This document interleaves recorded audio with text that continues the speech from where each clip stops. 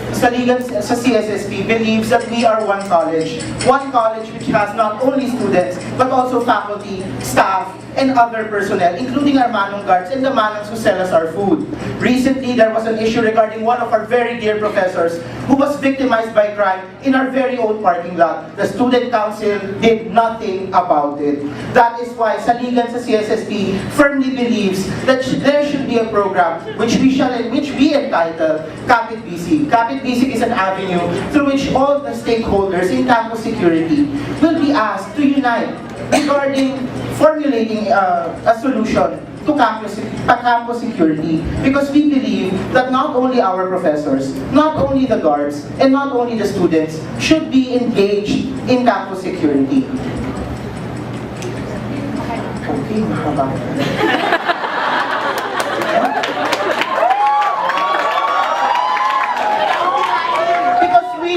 Each and every person can help one another. Hindi naman students na magkakakilala. You know your professors, you know your guards, and you even know the manang who sells jelly milk downstairs. Kung hindi tayo magtutulungan, sino pang tutulong sa atin? We must remember, we are one college. Hindi tayo divided. It is time that we step up and bridge the gap between the sectors of the college.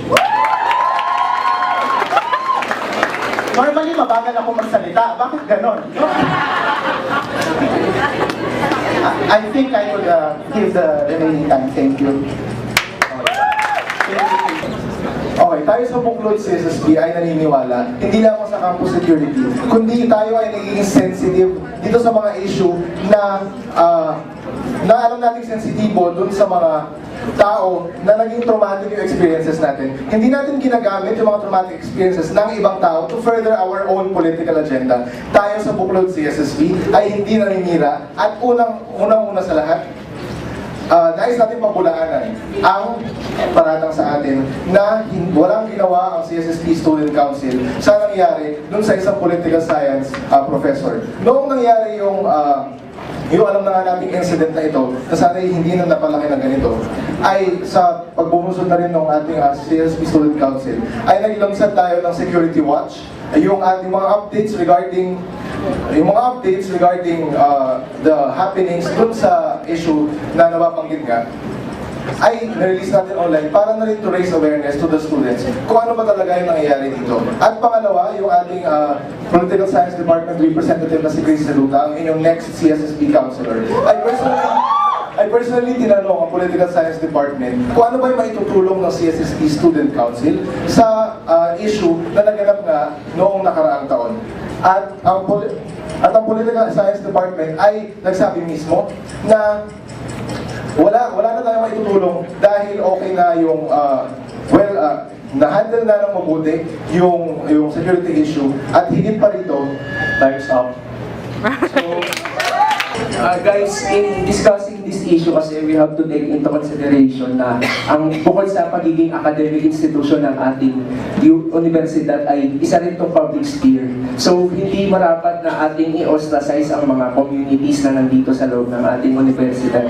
Pero, bilang tugon nga sa kakulangan ng seguridad, siguro ang magandang aksyon natin dito ay palakasin ang ating security, improve natin ang quality ng mga training ng mga securities natin, nang sa ganun ay matugunan natin yung kakulangan nga ng securities. At bukod dun, ating i-update ang ating inventory. Siguro maganda dito na magkaroon tayo ng mga metal detectors sa mga upang ma-detect kung sakaling merong mga deadly weapons, if ever, you mean, doon sa nadala ng ating mga unidentified people. Moreover, doon nga, hindi natin dapat i-ostracize ang lahat ng tao na pumapasok sa community dahil sa public sphere ang University of the Philippines. Thank you.